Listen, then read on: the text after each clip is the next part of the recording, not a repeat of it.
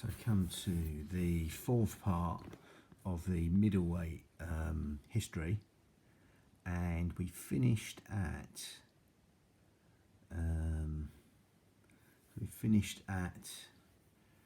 Marcel Sedan, who died in a plane crash. And we finished at Jake LaMotta beating him, hurt his arm, retired in the 10th round. That was in Detroit, Michigan.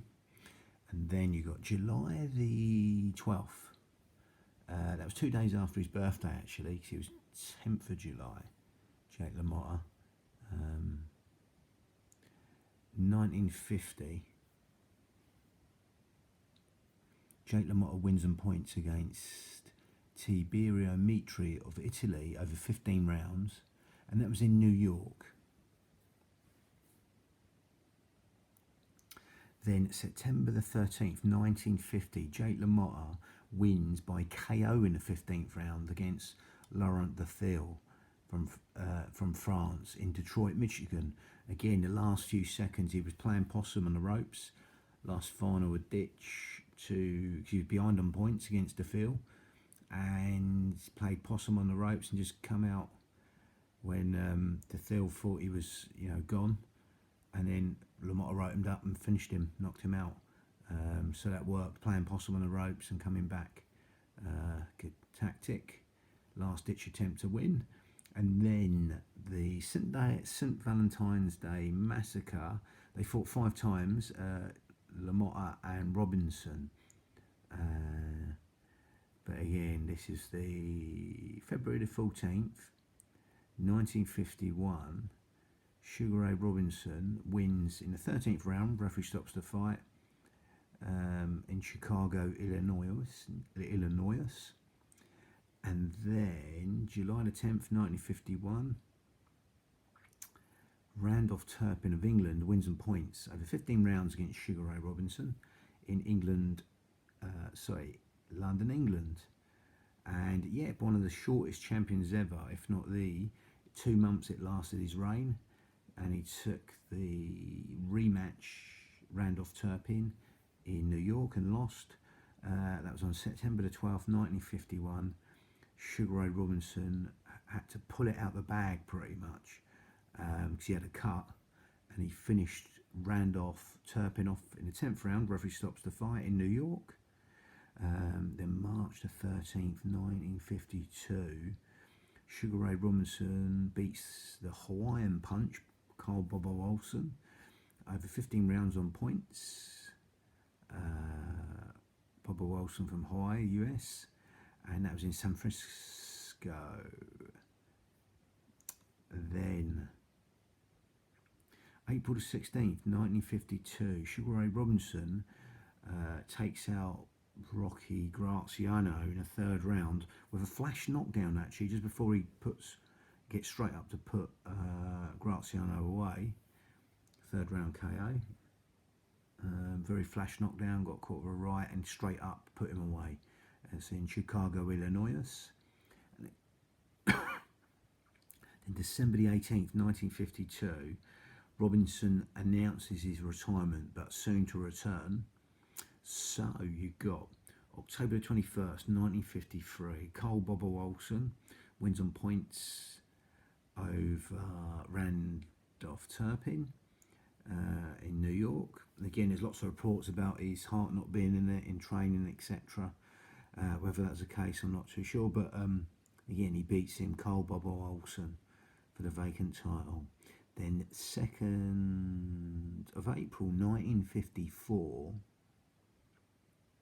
Carl Bobo Olsen wins on points against Kid Cavalian of Cuba in Chicago, Illinois. Then August the 20th, 1954, Carl Bobo Olsen wins on points over 15 rounds against Rocky Castellani from the US in San Francisco. Then December the 15th, 1954, Carl Bobo Olsen wins. Referee stops the fight against Pierre Langlios in France, San Francisco. And then December the 9th, 1955, Sugar Ray Robinson wins in the second round by KO against Carl Bobo Olsen in Chicago, Illinois. Then March the 18th, 1956, Sugar Ray Robinson wins in the fourth round against Carl Bobo Olsen. That's in Los Angeles. And then January the 2nd, 1957, Gene Fulmer wins on points over Sugar Ray Robinson in New York. And then May the 1st, 1957, one of the best knockouts I've seen, actually, up with Walcott's knockout of Ezra Charles. Quite similar, actually, in some ways. But again, Sugar Ray Robinson wins by KO in the fifth round against Gene Fulmer. Throws a couple of rights down to the body, then steps back and comes in for sort of uppercut, come left hook right on the jaw, and puts Fulmer away, which was no mean task. I mean, one tough man, Gene Fulmer, fought out of a cross arm guard with his lead hand higher than his rear hand. But yeah, through bad intentions in every shot, Gene Fulmer. And then September the 23rd, 1957, Carmen Basilio, the onion farmer, wins by KO. Wins by points decision, should I say, 15-round points over Sugar Ray Robinson in New York. Starts off a little sequence of fights. They really didn't like each other, or yeah. So March 25th, 1958, Sugar Ray Robinson beats Carmen Basilio, the onion farmer, on points over 15 rounds. Angelo Dundee trained Carmen Basilio in Chicago, Illinois. Then May 1959, the NBA stripped Sugar Ray Robinson for his failure to defend against Basilio. So you got the NBA title, got two tough guys fighting for it. On August the 28th, 1959, Gene Fulmer wins in the 14th round. Referee stops the fight against Carmen Basilio in San Francisco for the vacant NBA title. Then December the 4th,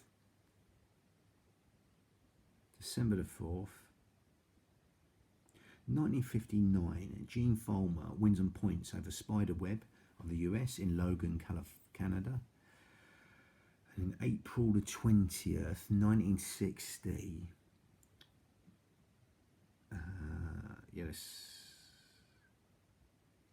1960, Gene Fulmer draws with Joey Giardello from the US in Bosman. And in 1960, Gene Fulmer wins. Referee stops the fight against Carmen Basilio. Referee stops the fight in the 12th round. And that was in Salt Lake City, Utah. So, Gene Fulmer, the Fighting Mormon, draws with Sugar Ray Robinson in Los Angeles.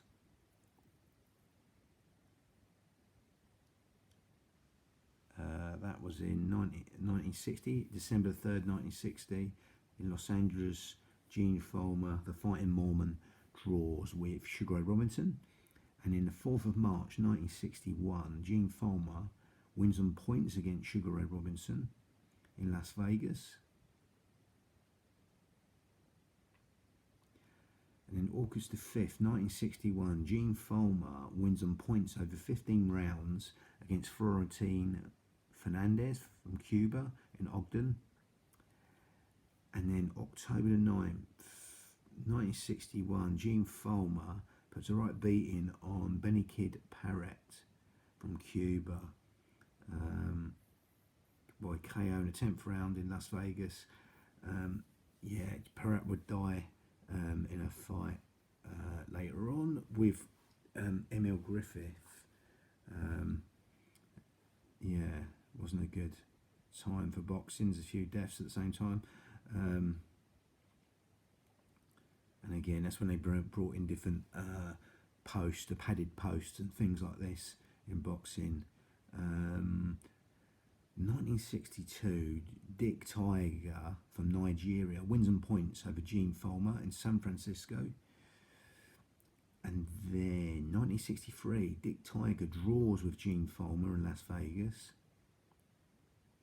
Then 1963 again, August the 10th, 1963, he fought him, and 23rd of February 1963. That's when they drew over 15 rounds. But August the 10th, 1963, Dick Tiger fights Gene Fulmer again and wins in the 7th round by retirement in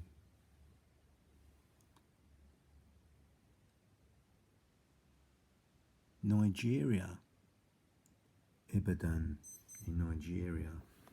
So we've got a few different things going on, different versions of titles.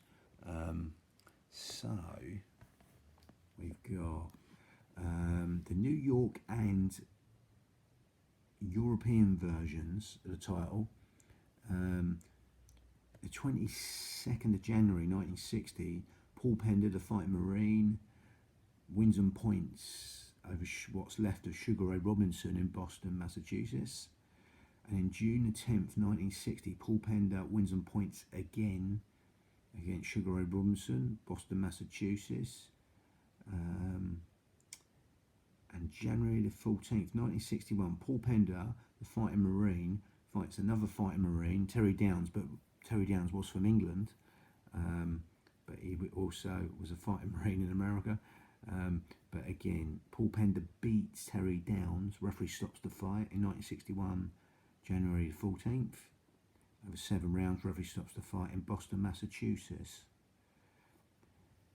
July 11th, 1961, Terry Downs. Oh no, let's go. I jumped ahead there. So, in between that, April the 22nd, 1961, Paul Pender wins on points over 15 rounds against Carmen Basilio. That was in Boston, Massachusetts. July the 11th, 1961, Terry Downs wins by retirement in the 9th round against Paul Pender. That was in London, England. So he fought a few times there, 4 times. Wow. April 7th, 1962, Paul Pender fights him for the 4th time for the title. He beats Terry Downs over points over 15 rounds in Boston, Massachusetts. November the 9th, 1962, Paul Pender forfeited the title, failing to defend within a stipulated period. So for the undisputed title, we're going to finish December the 7th, 1963, Joey Giardello of the US wins on points against Dick Tiger from Nigeria in Atlantic City, New Jersey.